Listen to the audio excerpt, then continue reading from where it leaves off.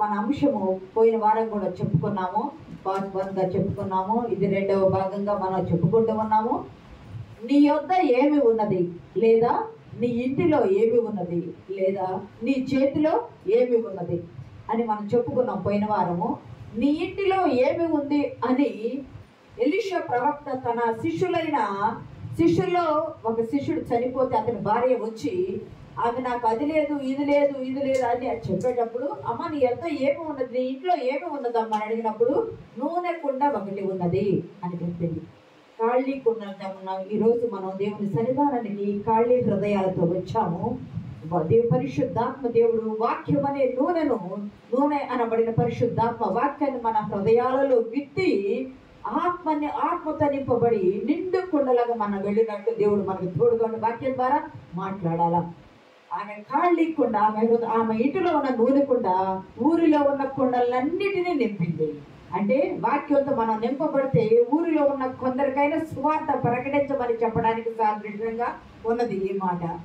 రెండవది, మోషే దగ్గర మోషేని వచ్చి అడుగుతున్నాడు దేవుడు, మోషే నీ చేతిలోనిది ఏమిటి, నీ చేతిలో ఏముందాయి అంటే, మోషే చేతిలో కర్ర ఉన్నది.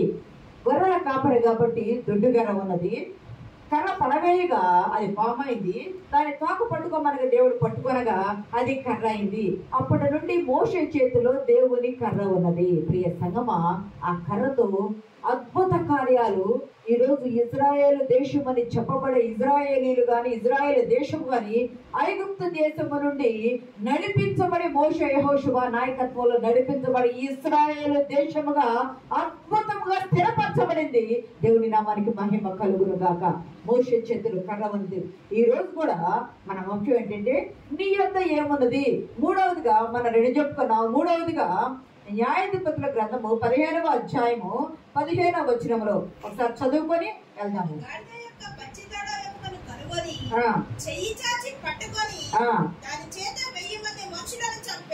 చాలా ప్రియ సంగమా దేవుని బిడ్డలారా, ఇక్కడ గమనించినట్లయితే ఇక్కడ సందర్భంలో ఏమిటాయంటే, సంసోను గురించి మనం చాలా బలవంతుడు అని మనం చాలా సార్లు చెప్పుకుంటాం. సండే స్కూల్లో చెప్తానే ఉంటారు. సంసోను అంటే అర్థము 4 విషయాలు ఉన్నాయి. ఒకటి ఎండగల, ఇప్పుడు ఎండ పెడతాం కదా, ఎండగల అనేది ఒకటి. రెండవది ఏంటంటే నాశకుడు, ఎండగల. 2 నాశకుడు. మూడవది ఏంటంటే పొద్దు కుక్కింది అంటాము, పొద్దు పొడిచింది అంటాం కదా, ప్రొద్దు. ఇంకోటి ఏంటంటే ప్రకాశకుడు, వెలుగు నొందేవాడు, ప్రకాశకుడు. 4 అర్థాలు ఉన్నాయి ఇక్కడ. మనోహ దంపతులకు మనోహ భార్యాభర్తలు ఉన్నారు. ఆ మనోహ సంసోను తల్లిదండ్రులు మనోహ భార్యాభర్తలకు పిల్లలు లేరు, గొడ్రాలుగా ఉన్నారు.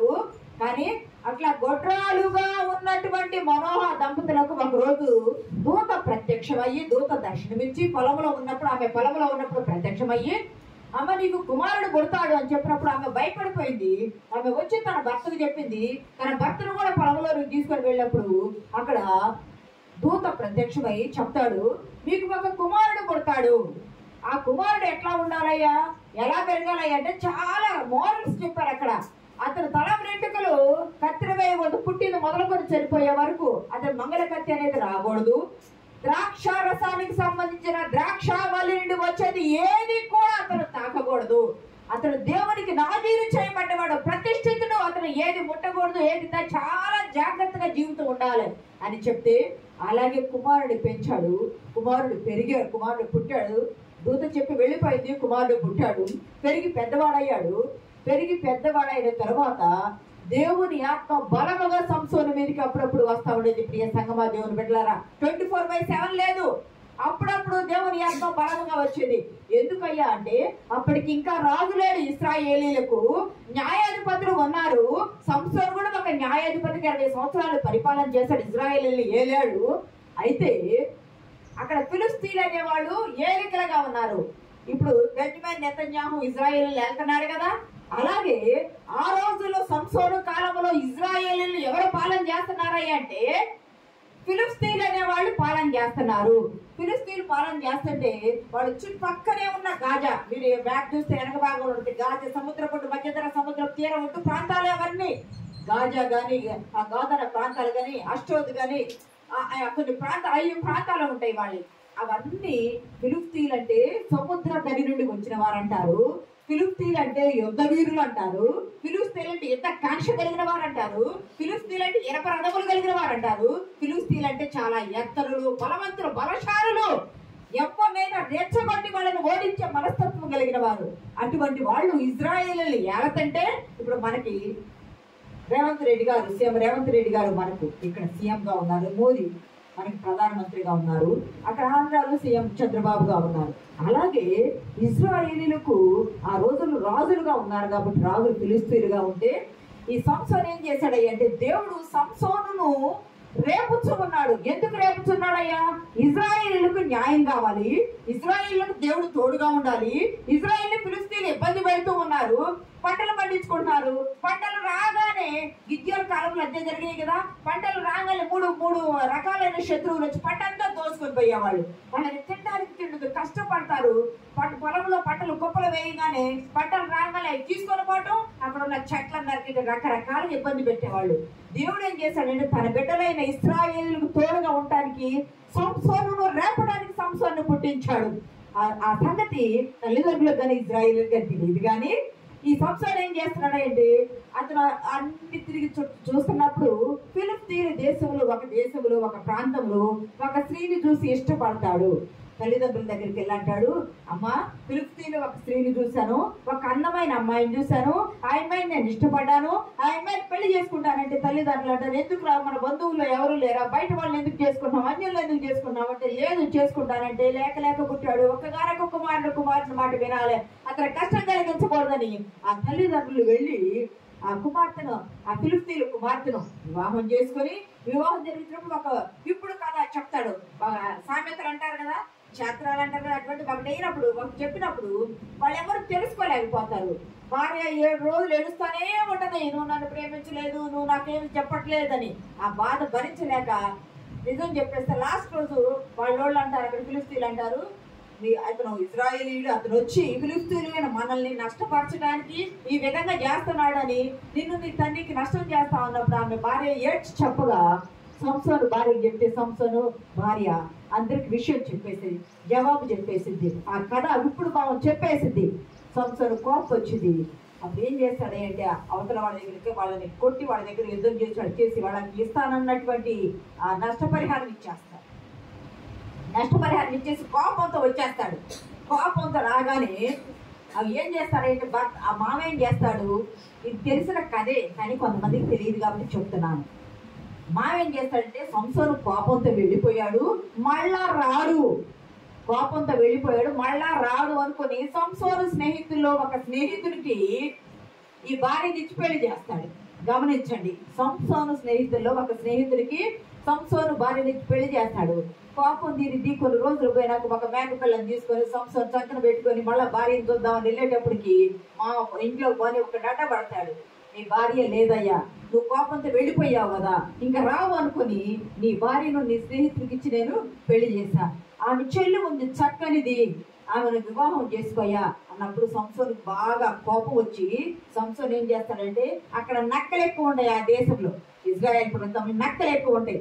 300 నక్కలు, ఒక్క నక్క పట్టుకోవడమే మనకు కష్టం కదా, 300 నక్కలు పట్టుకొని నక్క తోకకి 2 కలిపి కట్టి మధ్యలో దివిటీలు పెట్టాడు. నక్కకి నిప్పండిన భయము, 2 నక్కల తోకలు కలిపి కట్టి మధ్యలో దివిటీ పెట్టి కట్టేశాడు.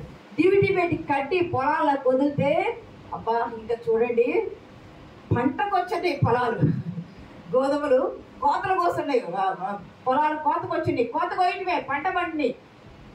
గోధుమ చేలోకి పంపించాడు, ద్రాక్ష తోటలోకి పంపించాడు, ఒలీవ తోటలోకి పంపించాడు. ఒక నాకు ఇటుపోతే ఒక నాకు ఇటు లాక్కపోతా ఉంటే దివిటి కాలిపోతా ఉంటాయి కదా. అంత కాలము కష్టపడి పండించిన పంటలన్నీ సరే, గోధుమలు అంటే 6 నెలలు 3 నెలలు కాలువలో పంట అనుకోవచ్చు.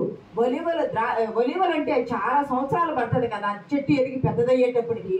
ఈ సంవత్సరం వచ్చిన ఎన్ని కాలిపోయి 3 రకాల పంటలను నాశనం చేస్తాయి. ఈ 300 నక్కలు తగలబెట్టేసి వెళ్ళిపోతాడు. ఇక కోపం వచ్చేసి నువ్వు నా భార్యని ఇట్లా చేస్తావా అని వెళ్ళిపోక ప్రియ సంగమా దేవుని బిడ్డలారా, వాళ్ళు అక్కడ సర్దారులు అంటారు, ఆ దేశపు సర్దారులు ఉంటారు కదా, వాళ్ళు అంటారు ఈ పని చేసిన వాడు ఎవడయ్యా అంటే హెబ్రీయుడు, ఇజ్రాయేలీయుడు అతను వచ్చి వాళ్ళ మామ పిల్లని తన భార్యని వేరే వాడికి ఇచ్చాడు కాబట్టి ఆ కోపంతో చేశాడు అని చెప్పి ఆ భార్యను ఆ మామను పట్టుకొని తగలబెట్టేస్తారు. సంసోనుకి భార్యగా ఉన్న ఆమె భార్యను మామను పట్టుకొని తగలబెట్టేస్తారు. ఆ సంగతి తెలిసి ఇంకా కోపం వచ్చి అక్కడ ప్రజలను ఏం చేస్తాడయ్యా అంటే తొట్లు విరగొడతాడు అన్నట్టు వాక్యంలో, ఇందాక చదివిన వాక్యంలో ఉంది కదా. తొట్లు విరగొట్టడం అంటే మల్ల యుద్ధం చేస్తారు. వెనకటి కాలంలో మల్ల యుద్ధాలు చేస్తారు, కుస్తీ పోటీలాగా చేస్తారు కదా. కుస్తీ పోటీలాగా చేసేటప్పుడు వాళ్ళని ఏం చేస్తారంటే పైకెత్తి తొడలకు వేసి ఇరుస్తారు. తొట్లను విరగొట్టాడంటే వాళ్ళని విరగొట్టేస్తాడు. విరగొట్టి చాలా మందిని చంపి వెళ్ళిపోతే అప్పుడు కొంతమంది ప్రజలు ఎవరు ఈ సర్దారులందరూ యోధా దేశానికి వచ్చి అతను ఎక్కడున్నా అతను మనకెట్ట చేశాడు, మన ప్రజలను తొట్లు విరగొట్టాడుగా, ఇజ్రాయేల్ తొట్లు విరగొట్టాల, మన దేశపు పంటలను పాడు చేశాడుగా, ఇజ్రాయేల్ దేశపు పంటలను పాడు చేయాలని చెప్పి ఇజ్రాయేల్ దేశానికి వస్తారు. వాళ్ళ ప్రాంతం నుండి వచ్చి ఇజ్రాయేల్ పెద్దల్ని కలిసి యోధా పెద్దలందరినీ కలిసి మీ సంసోను మాకు ఈ రీతిగా చేశాడు, మీ సంసోను మాకు ఈ రీతిగా చేశాడు, మేము కూడా అదే రీతిగా అతనికి చేస్తాము, అదే రీతిగా మేము అతనికి చేస్తామంటే యోదయాలో 3000 మంది మనుషులు మగవాళ్ళు సిద్ధపడి మీరు అలా చేయరు, మీకు కావాల్సింది ఎవరు, సంసోనేగా, సంసోని మేము అప్పచెబుతాం, సంసోని మేము అప్పచెప్తాం, సంసోని మీరు తీసుకోండి అని చెప్పినప్పుడు 3000 మంది ఆ ప్రాంతం అంతా ఎతకగా యోదయ ప్రాంతంలో యోతాము, అది జోరియా పట్టణములో, యోదయ దేశంలో జోరియా పట్టణములో యోతాము అనే బండ సందులో, యోదయ ఈశాన్యముగా ఒక పక్కకు చూస్తే నైరుతిగా ఉండే ప్రాంతముగా ఉన్న యోతాము అనే బండ సందులో ఈయన నివాసం ఉంటున్నాడు. యూదులు వెళ్ళి నువ్వు మాకు చేశావు, మేము బ్రతకడం నీకు ఇష్టం లేదా? వాళ్ళు వచ్చి ఏం చేస్తున్నారు, ఇది దేవుడు ఏమన్నా రేపాడా, దేవుడు రేపాడని ఉంది కదా వాక్యంలో, ఈ విషయమై దేవుడు ఏమన్నా రేపాడా, నువ్వు ఆ అంజుల అమ్మాయిని చేసుకోయా, నువ్వు వాళ్ళని తగలబెట్టాయని చెప్పాడా? చెప్పలా. దేవుడు ఇజ్రాయేలు కోసం వాళ్ళని అలా చేయమని చెప్పలా. కానీ తన కామాతురత గలవాడై అన్య స్త్రీలను వివాహము చేసుకొని అలాగూ చేశాడు ఈ సంసోను. అయితే వాళ్ళు వచ్చంటారు, మేమందరం చావకుండా ఉండాలంటే మేము నిన్ను పట్టుకుంటాం, నీకు ఆత్మ వచ్చింది కదా, బలం వచ్చింది కదా, నిన్ను 2 కొత్త తాళ్ళుగా కట్టేసి వాళ్ళ కప్పు చదువుతావు, విడిపించుకో అని మాకు ప్రమాణం చేసుకుంటారు, మేము నిన్ను పట్టియము, వాళ్ళు మమ్మల్ని ఏం చేయదు, నువ్వు మా చేతికి చిక్కు అని అనుకుని ప్రమాణం ప్రకారం మాట ప్రకారం వచ్చి తీసుకొచ్చి సంసోన్ని క్రొత్త తాళ్ళు కట్టి సంకెళ్ళు వేసి ఆ ఫిలిష్తీయుల ఎదుటికి తీసుకొని రాగానే అక్కడికి రాగానే వాళ్ళని చూడగానే మళ్ళీ ఆత్మ సంసోని మీదకి బలముగా వచ్చిందని ఇందాక చదివిన లేఖన భాగంలో ఉంది. బలముగా రాగా క్రొత్తగా కట్టిన ఆ తాళ్ళు, క్రొత్త తాళ్ళు జనపనార కాలితో ఊడిపోతాయి కదా, జనపనార కాలితో ఊడిపోయిన రీతికి అన్ని ఊడిపోయినాయి, ఆ సంఖ్యలంతా ఊడిపోయింది, బలముగా ఆత్మ వచ్చింది. చేతులు ఏమన్నా ఆయుధం ఉందా, బళ్ళం ఉందా, బరిసె ఉందా, గొడ్డలు ఉందా, ఏమన్నా కత్తి ఉందా, ఆయుధాలు ఏమి లేవు, ఎందుకంటే చేతులు కట్టబడి తీసుకొని వచ్చాడు కదా, ఏమి లేవు. మరి వాడు చూస్తే చాలా మంది వచ్చి ఉన్నారు యుద్ధం చేయడానికి, అంటే 1000 మంది అక్కడ చంపాడని ఉంది కదా వాక్యం, 1000 మంది చంపి ఇంకెంతమంది వచ్చారో తెలియదు, 1000 మంది వచ్చాడో తెలియదు ఒకరి కోసం, కానీ యుద్ధ వీరులు వీళ్ళు. అటువంటి 1000 మంది వస్తే ఆత్మ బలముగా రాగా గాడిద పచ్చి దవడ ఎముక అక్కడ కనుగొన్నాడంట. గాడిద యొక్క పచ్చి దవడ అందరు పట్టుకున్నారేమో తెలియదు, కనుగొన్నాడు, చెయ్యి చాపి పట్టుకున్నాడంది. సంసోను నీ చేతిలో ఏమున్నదయ్యా అంటే, సంసోను చేతిలో గాడిద పచ్చి దవడ ఎముక ఉన్నది, దేవుని నామానికి మహిమ కలుగును గాక. ఆ దవడ ఎముక వాక్యానికి సాదృశ్యమైంది. గమనించారా? బిలాము కాలంలో చూడవసరం లేదు, కానీ గాడిద నడుస్తూ ఉంటే దూత ఎదురైనప్పుడు బిలాము నీ గోడకేసి నొక్కినప్పుడు బిలాము ఎందుకు ఇలా చేస్తాను, దాన్ని ముమ్మారు కొడితే అది కొట్టినప్పుడు అది మాట్లాడింది. ఎప్పుడైనా నువ్వు దాసునైంది మొదలుకొని, నువ్వు నా యజమానమైంది మొదలుకొని నేను ఎప్పుడైనా చేశానా అనే కళ్ళు తెరవబడ్డప్పుడు బిలాము అక్కడ చూస్తాడు. గమనించండి, గాడిద దవడను కదిలించి గాడిదకు మాట్లాడే వాక్శక్తినిచ్చింది దేవుడే.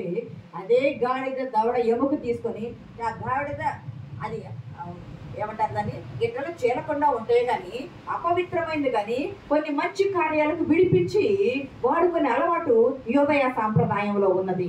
మంచి భారమైన పనులకు వాడతారు, మురికి మోయడానికి, బరువైన వాటిని మోయడానికి దానిని వాడతారు, కానీ దాని పాలు గమనించారా, ఔషధ ప్రకారం కూడా దాని పాలు ఆస్తమా ఉబ్బసం ఉన్న రోగులకు చాలా ఆరోగ్యం అంటారు. దాని మాంసం బలహీనతగా ఉన్న వారికి పెడతారు. ప్రియ సంఘం, అది తినమని కాదు, అది అపవిత్రమైంది, కానీ వాడుకోవడానికి ఆయన తినేవాళ్ళు తింటారు. కానీ గమనించినట్లయితే ఆ గాడిద పచ్చి దవడ ఎముకను తీసుకొని 1000 మంది మనుషులను చంపేస్తాడంట. చంపడం కాదు కానీ ఆత్మ బాగా వచ్చింది. ప్రియ సంగమ దేవుని పెట్టారా, యెహోషువ గ్రంథము 23వ అధ్యాయం 10వ వచనం చూడండి ఒకసారి.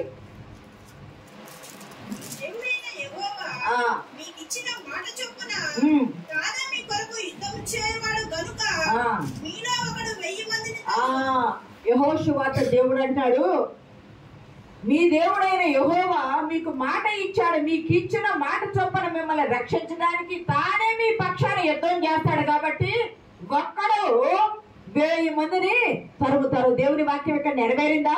యెహోషువ కాలంలో దేవుడు యెహోషువతో చెప్పాడు కదా, యెహోషువ దేవుడు మీ పక్షాన యుద్ధం చేస్తాడయ్యా, యుద్ధము యెహోవాదయ్యా, మీరు మౌనంగా ఉండండి. మీ పక్షాన యుద్ధం ఎవరు చేస్తున్నారు? దేవుడు చేస్తున్నాడు. యుద్ధము యెహోవాది కాబట్టి ఒక్కడు 1000 మందిని తరుముతాడయ్యా అని యెహోషువతో చెప్పగా ఆ వాగ్దానం ఇంకా నెరవేరింది. సంసోను ఒక్కడే, అతని చేతిలో ఏమీ లేదు, పచ్చి గాడిద దవడ ఎముకను తీసుకుని 1000 మందిని చంపారు. యుద్ధము ఎవరిది? యెహోవాది. యుద్ధము యెహోవాది. యెహోవా తానే ఆత్మ బలముగా వచ్చి సంసోను చేత పచ్చి గాడిద దవడ ఎముకతో, గమనించండి, ఎండిపోయిందైనా ఎప్పుడో చచ్చిపోయిన శవమైనటువంటి గాడిద నుండి తీసుకున్న అశుద్ధం అవుతుంది. పచ్చి గాడిద దవడ ఎందుకంటే గాడిద బ్రతుకున్న దాన్ని తీసాడో తెలియదు, అప్పుడే అది దాన్ని మరి కట్ చేస్తారో తెలియదు. కానీ పచ్చి గాడిద దవడ ఎముక అంటే పచ్చిగా ఉన్నది, మాంసం ఫ్రెష్ గా ఉన్నదా అని నాజీరు చేయబడ్డవాడు అశుద్ధాన్ని ఏది కూడా ముట్టుకోకూడదు. భక్తుడు 1000 మందిని ఎలా తరుగుతాడయ్యా అంటే దేవుని ఆత్మ బలముగా వచ్చినప్పుడు ఆత్మశక్తి అద్భుతం జరిగించింది. గమనించండి, లోకంలో ఉంటే ఏమొచ్చుతాయి అంటే శోధన వచ్చింది, దేవునిలో ఉంటే ఏమొచ్చుతాయి అంటే దేవుని ఆత్మ వచ్చింది. లోకంలో ఉంటే లోకపు శోధన వచ్చింది, దేవునిలో ఉంటే దేవుని ఆత్మ బలంగా వచ్చింది. 1వ దశలోనికాయ పత్రిక 5వ అధ్యాయం 19 నుండి 26 చూస్తే ఆత్మను ఆర్పకుడి, ప్రవచించటను నిర్లక్ష్యము చేయకుడి. మీరు ఆత్మను ఆర్పవద్దు, ప్రవచనమును నిర్లక్ష్యము చేయవద్దు, సమస్తము పరీక్షించి మేలైన దానిని చేపట్టుడి. మనం ప్రతిదీ పరీక్షించాలా, ఇది మంచిదా, ఇది చెడ్డదా, ఇది మనం చేయవచ్చా, ఇది చేయకూడదా. ఎందుకంటే సంసోను నాజీరు చేయబడ్డవాడు, దేవునికి ప్రతిష్ఠితుడు, దేవుని దూత ద్వారా ఆత్మ పంపించి పుట్టబడిన వాడు. అటువంటి వాడు మధ్య మధ్యలో లోకం ప్రవేశిస్తుంది, అతనిలో మధ్య మధ్యలో లోకము ప్రవేశించడాన లోకస్తుడిగా పాపిగా జీవించడానికి మొదలు పెట్టాడు. లోకంలో ఉన్నప్పుడు శోధన వచ్చింది, లోకంలో ఉన్నప్పుడే కదా, గలీలా దగ్గరికి వెళ్ళినప్పుడే కదా అతను పట్టబడి తనలో ఉన్న ఆత్మ వెళ్ళిపోయి అతను తిరగల విసురువాడయ్యాడు. ప్రియ సంగమా, దేవుని బిడ్డలారా, మనందరి గమనించినట్లయితే ఆత్మను ఆర్పవద్దు, ఆత్మను ఆర్పవద్దు. మనలోకి లోకం రావద్దు. మనం లోకంలోనే ఉంటున్నాం, మరి మనం ఎక్కడ ఉండాలి? మనం లోకంలోనే ఉంటున్నాము, కానీ లోకస్తులుగా లోకములో ఉన్న పాపము మనలో జీవించకూడదు. మనం లోకస్తులమే, మనం లోకములోనే ఉన్నాము, కానీ లోకస్తులుగా లోకములో ఉన్న పాపం మనలో ఉండకూడదు. సంసోన్ని మనకి ఇక్కడ మాదిరి చూపిస్తున్నాడు. నీకు సమస్య వస్తే నీ వద్ద ఏమీ లేకపోయినా, నీకేదైనా సమస్య, నీకేదైనా కష్టము, నీకేదైనా కన్నీరు, నీకేదైనా బాధ, నీకేదైనా శోధన, నీకున్న అప్పు, నీకున్న రోగము, అది తీర్చేది కాదు, అది ఎవరు తీర్చగలిగేది కాదని మనం అనుకుంటూ ఉన్న సమయంలో నీ యొద్ద ఏమీ లేకపోయినా పరిశుద్ధాత్మ కృప నిన్ను ఆవరిస్తే జనుపనార కాలితే కాలిపోయే రీతిగా నీ సమస్య పరిష్కారం అయిపోతుంది. దేవుని నామానికి మహిమ కలుగును గాక. జనుపనారను గాని కాలిస్తే ప్రతి దానికి ఒక ఇల్లు కడతాము. 20 ఏళ్ళు, 30 ఏళ్ళు, 50 ఏళ్ళు, 100 ఏళ్ళు పరిష్కారం. రాజులు కోటలు కట్టారు కదా, కోటలు కూలిపోలేదా? కోటలు కూలిపోయింది, ఆధారాలు ఎక్కడో ఒక చిన్న మూల చిన్న చిన్న గోడలు ఉంటాయి. అంటే ప్రతి దానికి, ఆకాశానికి, భూమికి, ప్రతి కట్టడానికి, మనిషి కట్టే ప్రతి కట్టడానికి, లేకపోతే మనిషికి ఉన్న ప్రతి సమస్యకు ఒక సమయం వస్తుంది. అది విరిగిపోయే సమయము, అది తెగిపోయే సమయము, అది విడిపోయే సమయము, అది ఏమంటే పరిష్కరించబడే సమయము. ఈ సగమా ఎంతటి సమస్య అయినా. సంసోను నీ చేతులు ఏముందంటే ఏమి లేక ఒట్టి చేతులతో వచ్చిన సంసోను గాడిద పచ్చి దవడ ఎముక తీసుకొని 1000 మందిని చంపారు. ఆత్మశక్తి కుమ్మరించబడినప్పుడు, ఆత్మశక్తితో నింపబడినప్పుడు నువ్వు ఎలాగుంటావు అంటే నీ వద్ద ఏమీ లేకపోయినా నీ దేవుని కృప నిన్ను ఆవరించి ఉంది కాబట్టి నువ్వు బలవంతుడు అయి ఉంటావు. ఇది 4వ అంశానికి వెళ్దాం. చూడండి, మొదటి సమూయేలు గ్రంథం 17వ అధ్యాయము 50వ వచనం చదువుకుందామండి.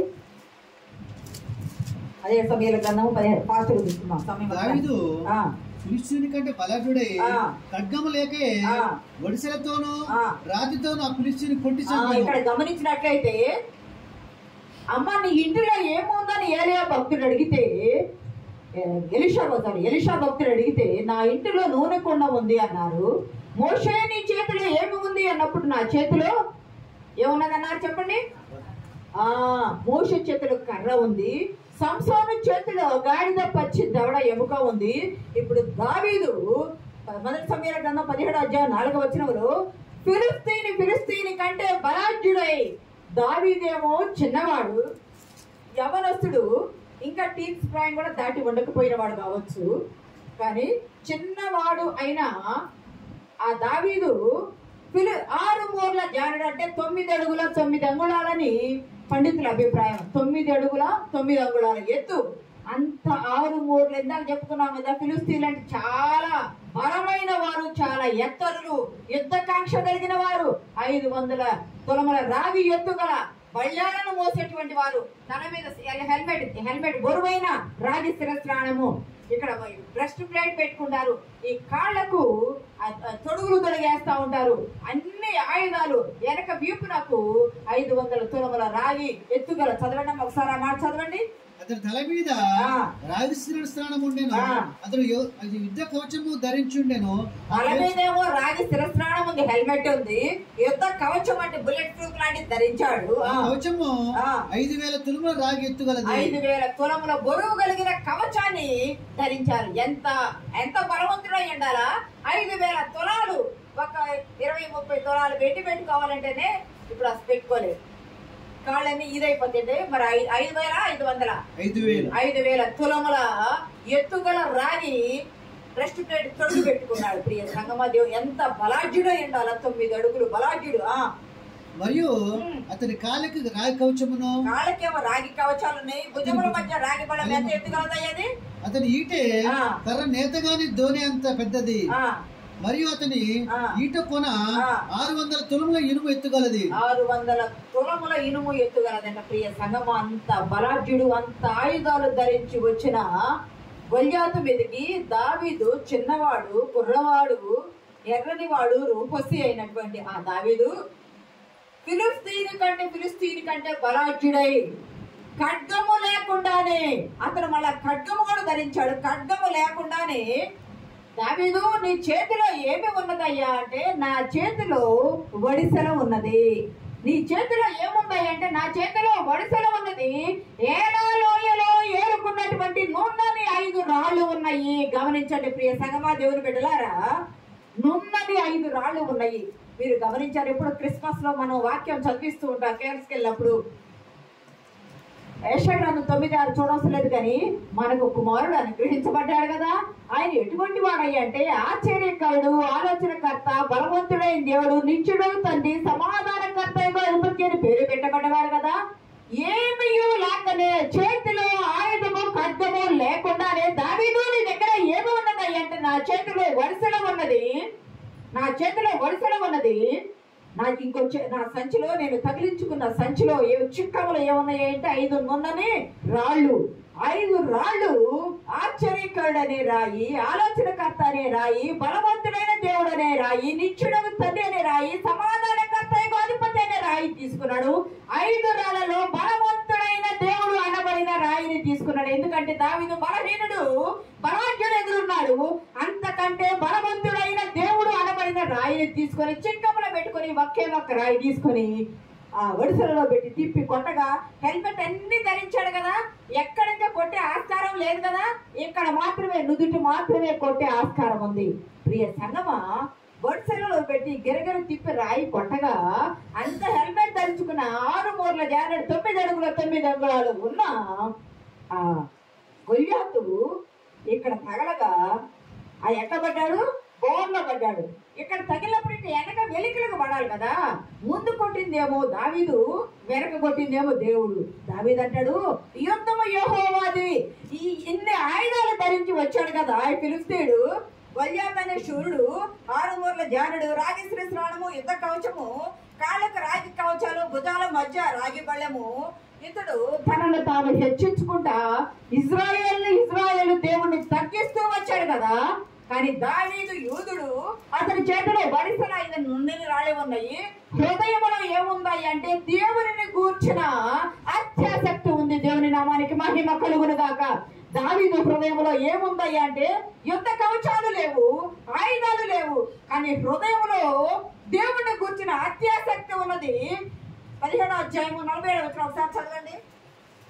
మొదటి సమయాల గ్రంథం 17వ అధ్యాయం 47. అప్పుడు యెహోవా కత్తి చేతను రక్షించువాడు కాడని ఈ దండువారందరూ తెలుసుకొందురు.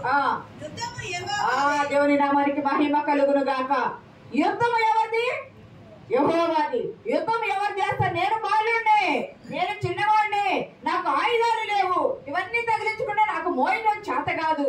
కానీ యెహోవా నీవు తెచ్చే కత్తి చేత, నీవు వెనక పెట్టుకున్న ఈట చేత రక్షించేవాడు కాదు.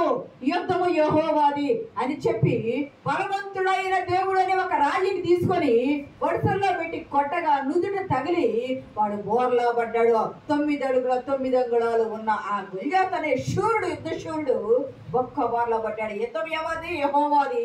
వెనక నుండి కొట్టగా బోర్లా పడ్డాడు. దావీదు పరిగెత్తుకుంటూ వెళ్ళి ఒక్క రాయే ఉపయోగించాడు. ఇంకా ఇతని సర్దార్లు ఇంకా 4 ఉన్నారు. ఆ 4 వచ్చినా కూడా 4 రాళ్ళు దావీదు దగ్గర సిద్ధంగానే ఉన్నాయి. 5 రాళ్ళు ఏరుకున్నారు కదా, వారి అన్నదమ్ములకు సంబంధించి వారికి సంబంధించిన సర్దార్లకు సంబంధించి 5 రాళ్ళే ఉన్నాయి. ఇంకో చోట కూడా ఉంటుంది. ఒక మాట వీళ్ళ సహోదరుడు కూడా ఉంటాడు. ఆ సహోదరుని కూడా ప్రియ సంగమ దేవుని బిడ్డలారా తర్వాత కాలంలో దావీదు కాలంలో చంపడం జరిగింది. సంగమ దేవుని బిడ్డ 2వ సమూయేలు గ్రంథం 21వ అధ్యాయం 19వ వచనంలో ఉంటుంది ఆ మాట. 2వ సమూయేలు గ్రంథము 21వ అధ్యాయము 19వ వచనంలో ఉంటుంది. ఒక్కొక్కసారి యుద్ధము జరగగా అక్కడ బెత్లెహేమీయుడైన కుమారుడకు ఎల్హానాను గిత్తీయుడైన గొల్యాతు సహోదరుని చంపాడు.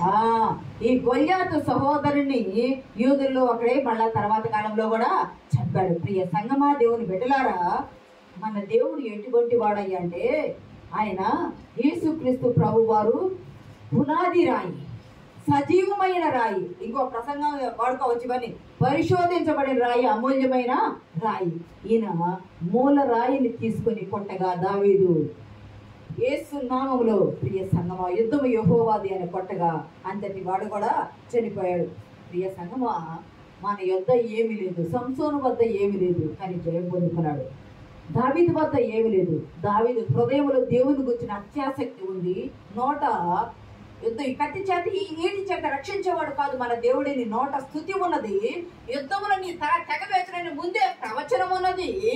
చేతులు ఏమన్నది? బలవంతుడైన దేవుడు అనబడిన రాయిని పెట్టుకుని బడిసెలతో విసిరి అతన్ని చంపివేశాడు. ఇశ్రాయేలులకు రక్షణ తీసుకొచ్చాడు. దేవుని నామానికి ఘనత తీసుకొచ్చాడు. మన దగ్గర ఏమి లేకపోయినా మన హృదయములో స్తుతి, మన నోట దేవుని స్తుతి, అత్యాసక్తి, దేవుని గురించిన అత్యాసక్తి, మన చేతికి పోరాట విద్య ఉంటే మనకన్నీ ఆశీర్వాదాలే ఉంటాయి. పోరాట విద్య అంటే దొంగతనం చేసేవాళ్ళు కూడా వాళ్ళ చేతులు చాలా షార్ప్గా పనిచేస్తాయి అంటారు. చేతి వాళ్ళకి పోరాట విద్య అంటారు. అది ఆ పోరాట విద్య కాదు కావాల్సింది, దేవుని గురించిన ఆసక్తితో కూడిన పోరాట విద్య. ప్రియ సంగమా దేవుని బిడ్డలారా, ఇక్కడ గమనిస్తే దావీదు చేతికి పోరాట విద్య నేర్పిన వాడి దేవుడు. పోరాట విద్య నేర్పిన వాడి దేవుడు. దావీదు చేతిలో ఏముంది? సంసోను అంటే గాడిద పచ్చి దవడ అనుకోండి. ఏముంది దావీదు అంటే వడిసెల రాయి ఉంది, వడిసెల ఉంది, రాయి ఉంది. ఇంకో దానికి మొదలు ఫిలిప్పి చూడండి, ఫిలిప్పి 2:11 ఒకసారి చూడండి. దేవుణ్ణి స్తుతిస్తే ఫిలిప్పి పత్రిక 2వ అధ్యాయం 11వ వచనం చూసి తర్వాత ప్రతి వాని నాలుకయు తండ్రి అయిన దేవుని మహిమార్థమై యేసుక్రీస్తు ప్రభువని ఒప్పుకొనున్నట్లును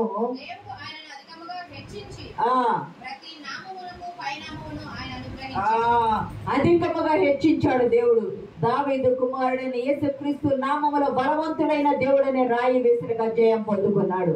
మనము దేవుని బిడ్డలమయ్యండి ఆయన స్తుతిస్తా ఉంటే మన చేతిలో ఏమీ లేకపోయినా రక్తహస్తములతో ఉన్న హస్తాలనెత్తి ఆయన వైపు చూస్తే హస్తములను నింపే దేవుడు మనకు తోడుగా ఉంటాడు.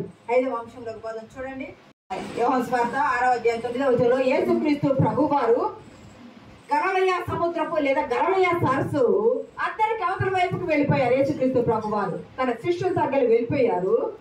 ఆ జన సమూహం బాగా ఉన్నారు.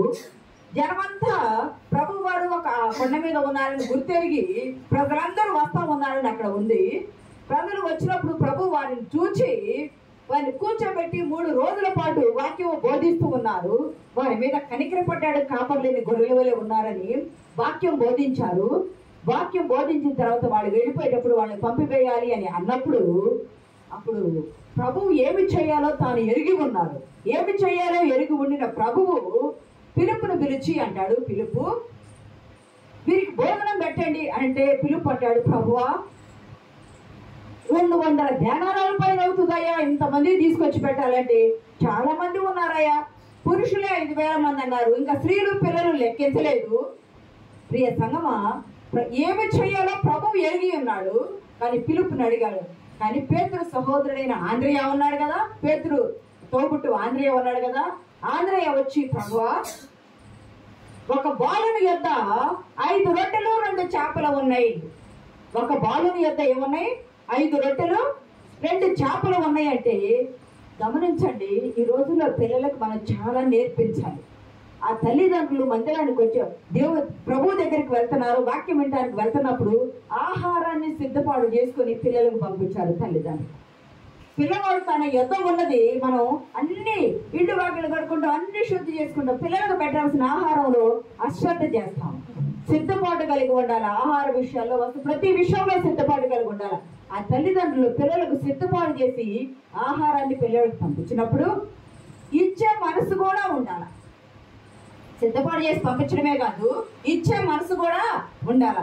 ఆ పిల్లవాడి యొక్క 5 రొట్టెలు 2 చిన్న చేపలు ఉన్నాయి అని అనుకున్నప్పుడు ఆ పిల్లవాడిని అది తీసుకురమ్మని ప్రభువు ఎద్దుకు ఆ పిల్లవాడు ఇచ్చినప్పుడు ప్రియ సంగమా ఎంత ఆశీర్వాదం వచ్చింది. ప్రభువు ఎద్దుకు తెచ్చారు, ప్రభువు వాటిని పుచ్చుకున్నారు, ప్రభు వాటిని పట్టుకున్నారు, కృతజ్ఞతాస్తుతులు చెల్లించారు, వాటిని విరిచారు, వాటిని పంచారు.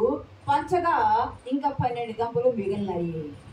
7 విషయాలు ఇక్కడ జరిగినాయి. ప్రియ సంగమా దేవుని బిడ్డలారా, ప్రభువు యొద్దకు మనం తీసుకుని వస్తే అది నీ సమస్య అయినా కావచ్చు, నీకు ఏదున్నా ఎంత నువ్వు ఇతరులకు చెప్పుకోలేంది, తల్లికి కానీ తండ్రికి కానీ భర్తకు కానీ భార్యకు కానీ పిల్లలకు కానీ నీ వ్యక్తిగతంగా కానీ ఎవ్వరికీ చెప్పుకోలేని నీ జీవితంలో ఉన్న అత్యంత కఠినమైనది బాధాకరమైనది ఏదైనా ఉంటే తండ్రి అయిన దేవుని యొద్దకు తీసుకొని వస్తే ప్రభు వారు ఏం చేశారు? మత్తయి సువార్తలో కూడా చూడవసలేదు కానీ 14వ అధ్యాయం 16, 19 నుండి ప్రభువు యొద్దకు తీసుకొని వస్తే ప్రభువు వాటిని విరిచాడు అని ఉన్నది.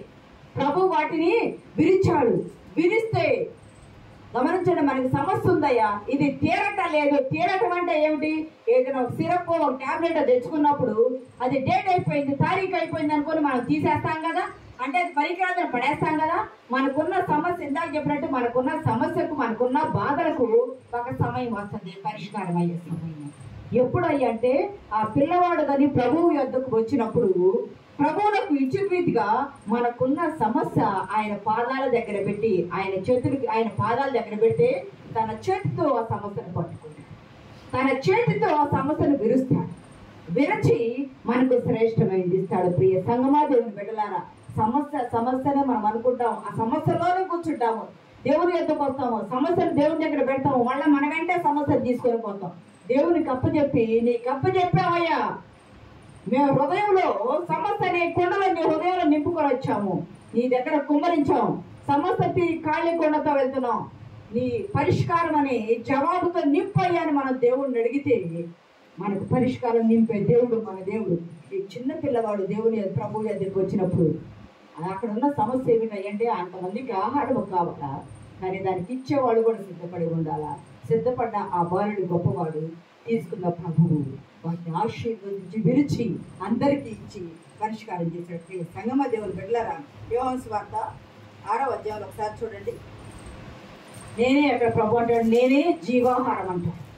5 రొట్టెలు 2 చేపలే విరిచి ఇవ్వగా జీవాహారమైన ప్రభు చేతిలో తీసుకోగా కృతజ్ఞతాస్తుతి చెల్లించగా విరిచి ఇవ్వగా జీవాహారమైన ప్రభువు అందరికీ పంచబడ్డాడు. అందరి సమస్య తీరింది.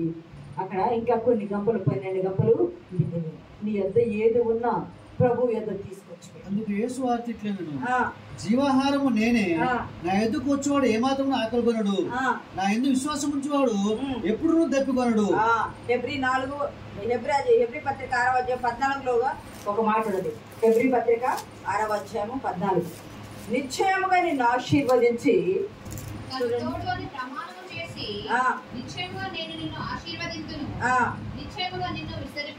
ప్రభు చెప్తాడు, నీకున్న ప్రతి కష్టము నా కుమారుడు నా కుమార్తె నా ఎద్దుకు తీసుకురా. ఆ చిన్న బాలుడు తీసుకొచ్చి నా ఎద్దు పెట్టు, నీ సమస్యను నేను పట్టుకుంటాను, నీ నుండి నీ సమస్యను వేరు చేసి నిశ్చయముగా నేను నిన్ను ఆశీర్వదిస్తాను, నిశ్చయముగా నేను నిన్ను విస్తరింపజేస్తాను. మన దగ్గర పెట్టుకుంటే అది పరిష్కారం కాదు. దేవుని యొద్ద పెడితే పూర్ణ హృదయంతో అత్యాసక్తితో దావీదు వలె సిద్ధ మనసు కలిగి మనం ఉంటే, ఈ చిన్న పిల్లవాడి వలె సిద్ధ మనసు కలిగి ఉంటే దేవుడు మనకు పరిష్కారం ఇచ్చి సమాధానం ఇచ్చే దేవుడు. లాస్ట్ వీక్ ఒక మాట చూసుకొని ముగించుకుందాం. 6వ చూసుకుందాం అంశం. అపొస్తలుల కార్యాలు 3వ అధ్యాయము 6వ వచనంలో ఇక్కడ శృంగారం అనే ఒక దేవాలయం ఉంటే ఒక కుంటివాడు అక్కడ కూర్చొని పుట్టుకతోని కుంటివాడుగా ఉంటాడు. అక్కడ కూర్చొని అడుక్కుంటా ఉంటాడు. అందరి వైపు తేరి చూస్తూ ఉంటాడు ఏమి ఇస్తారోనని. కానీ పేతురు యోహానులు దేవాలయంలోకి వెళ్తా ఉంటే వాళ్ళ వైపు తేరి చూస్తాడు. వెండిస్తారా, బంగారం ఇస్తారా, ఏమిస్తారు మాకు అని తేరి చూస్తా ఉంటే వాడి వైపు పేతురు చూసినప్పుడు పేతురు అంటున్నాడు, వెండి బంగారములు మా యొద్ద లేవు, కానీ మాకు కలిగినదే నీకు ఇస్తాము అన్నాడు. ప్రియ సంగమ దేవుని బిడ్డలారా, వారు ఏమి కలిగి ఉన్నారయ్యా అంటే నజరేయుడగు యేసుక్రీస్తు నామమును కలిగి ఉన్నారు. దేవుని నామానికి మహిమ కలుగును గాక. వారు వెంటనే పేతురు అతని చెయ్యి చాపి వారి కుడి చేతిని పట్టుకొనగా వాడు చీల మండలాలు పాదములు చీల మండలు బలపడి దిగ్గున లేచాడు. పుట్టుకతో కుంటివాడైన వాడు పేతురు కుడి చేతితో ఆ కుడి చేయి పట్టుకోగా వెంటనే బలం పొందుకున్నాడు. యేసు నామముల బలమున్నది, యేసు నామములో స్వస్థత ఉన్నది, యేసు నామములో నీ సమస్యకు పరిష్కారం ఉన్నది, యేసు నామముల ఆశీర్వాదం ఉన్నది, యేసు నామములో విస్తరించడం ఉన్నది. మోషే చేత అద్భుతాలు చేసిన రీతిగా, కుండె నూనెతో నింపబడ్డ రీతిగా, సంసారం ఏమి లేకపోయినా పచ్చి దవడ ఎముకతో 1000 మందిని చంపిన రీతిగా, దావీదు చేతిలో వరుసల రాయి ఉన్న రీతిగా నీ యొద్ద ఏమి ఉన్నదాయి అంటే నా యొద్ద పరిశుద్ధ గ్రంథం ఉంది. దేవుని నామానికి మహిమ కలుగును గాక. నీ యొద్ద ఏమి ఉన్నదాయి అంటే యేసుక్రీస్తు నామం ఉన్నది. దేవుని నామానికి మహిమ కలుగును గాక. ఆ నామము నీ జీవితంలో అద్భుత కార్యాలు చేసింది. ఆ నామము నీ జీవితంలో అద్భుత కార్యాలు చేసింది. మనం ఏదైనా ఒక బాటిల్లో గమనించండి, ఒక బాటిల్ తీసుకొని వస్తాం, ఒక బాటిల్ ఏదో గ్లాసు ఏదో గిన్నె ఏదో తీసుకొని వస్తాం. దాని నిండా మనం ఏదైనా పట్టుకోవాలా, దాని నిండా దేవుడు మనకు ఆశీర్వాదం ఇవ్వాలి అని అనుకున్నప్పుడు దాని సగానికో దాని పావో వాటరు నూనె ఏదో దాన్ని పెట్టుకున్నాం అనుకో, దాని నిండా ఇచ్చేవాళ్ళు ఇస్తారంటే మనం నిండా అది పడబోస్తామా ఉంచుకుంటామా? అవి పడబోస్తాం. ఇప్పుడు ఒక బాటిల్ ఉంది, బాగా కరువు కాలం ఉంది, నీళ్ళు అనుకున్నాము, అడుగున అన్ని నీళ్లు ఉంటాయి. ఆ బాటిల్ ఇస్తున్నారంటే ఆ బాటిల్ పట్టుకోవడానికి వెళ్ళేటప్పుడు మనం ఏం చేస్తాము? ఆ బాటిల్ అడుగున నీళ్ళు పడబోసి పట్టుకోవడానికి వెళ్తాము. మరి నీ హృదయం అనే గిన్నెలో, నీ జీవితం అనే గిన్నెలో, నీ కుటుంబం అనే గిన్నెలో, నీ గిన్నెలో ఏముంది? నీ యొద్ద ఏముంది? విగ్రహారాధన ఉన్నదా? అబద్ధం ఉందా? దొంగతనం ఉందా? వ్యభిచారం ఉందా? దూషించే మా తల్లిదండ్రులు దూషించే మనసు ఉంది. అది ఆజ్ఞలు ఉన్నాయి కదా. ఏముంది నీ యొద్ద? దేవునికి ఇష్టము కానిది ఉందా? దేవుణ్ణి అవమానపరిచేది ఉందా? పరిచర్యను తృణీకరించారు. అది ఏముంది నీ యొద్ద? నీ యొద్ద ఉన్న ఆ చెడు నీలోనే ఉంచుకొని దేవా దేవా దేవా దేవా అంటే దేవుడు వింటాడా? వినడా? వినడు. అవి తీసేయాలా? నీ హృదయం అనే గిన్నెలో ఉన్న చెడంతా తీసేయాలా? చిన్నదాని దానికోసం నువ్వు ఆశపడతా ఉంటే దేవుడిచ్చే పెద్ద ఆశీర్వాదాలు మనం పోగొట్టుకుంటూ ఉంటాం. నీలో ఉన్న చెడు, అసూయ అనే చెడు, వ్యసనం అనే చెడు, కోపం అనే చెడు, పగ అనే చెడు, ఇంకా ఏమేమైతే దురాత్మకు సంబంధించినవి ఉన్నాయో అవన్నీ నీలో నుండి, నీ ఆత్మలో నుండి తొలగించి, దేవా నేను శుద్ధీకరించబడ్డా నీకు అప్పచెప్పుకుంటున్నాను, నువ్వు నీ దేవుని చేతుల్లోకి వస్తే దేవుడు అంటాడు, నిశ్చయముగా నేను నిన్ను ఆశీర్వదిస్తా, నిశ్చయముగా నేను నిన్ను విస్తరింపు చేస్తా. మనం చేసే ఆ చిన్న పనులే, మనం చేసే ఆ చిన్న పనులు ఏం చేస్తున్నాయి, మన పిల్లలకు ఆశీర్వాదాలు లేకుండా చేస్తాయి. మన పిల్లలు, మన కుటుంబాలు ఆశీర్వదించబడాలంటే నీలో ఉన్న ఆ చిన్న పిల్ల సాతానులను తొలగించి పరిశుద్ధాత్మ శక్తి నీలోకి రావాలా. నువ్వు ఖాళీకుండవై కానీ ఆత్మని నూనెతో నువ్వు నింపబడాలా. నీ చేతులు ప్రార్థన అనే పోరాటం ఇచ్చి ఉండాలి. నీ చేతులు పరిశుద్ధ గ్రంథం అనేది ఉండాలా. గమనించండి, రక్తహస్తాలతో మనం దేవుని సన్నిధానానికి వస్తాం, ఏమీ లేకుండా వస్తాం, సమస్యలు తీసుకుని వస్తాం. వాటన్నిటిని విడిచిపెట్టి వెళ్తుంటే ఆశీర్వాదంతో నింపబడి మనం వెళ్ళిపోతాం. ఆయన ఆశీర్వాదాలు మనకు కావాలంటే మన యొద్ద ఏమి వద్దు అది ఆయన యొద్ద పెట్టాలి. అది ఇష్టమైందనుకో ఇంకా మల్టిపై అభివృద్ధి చేస్తాడు. అది ఆయనకి ఇష్టం కాదనుకో దాన్ని తొలగించి ఆయన ఆత్మతో మనల్ని నింపి సకలమైన ఆశీర్వాదాలతో మనల్ని పంపుడుగాక. పరిశుద్ధాత్మ దేవుడు మన కృపతో నింపుడుగాక. ఆమేన్.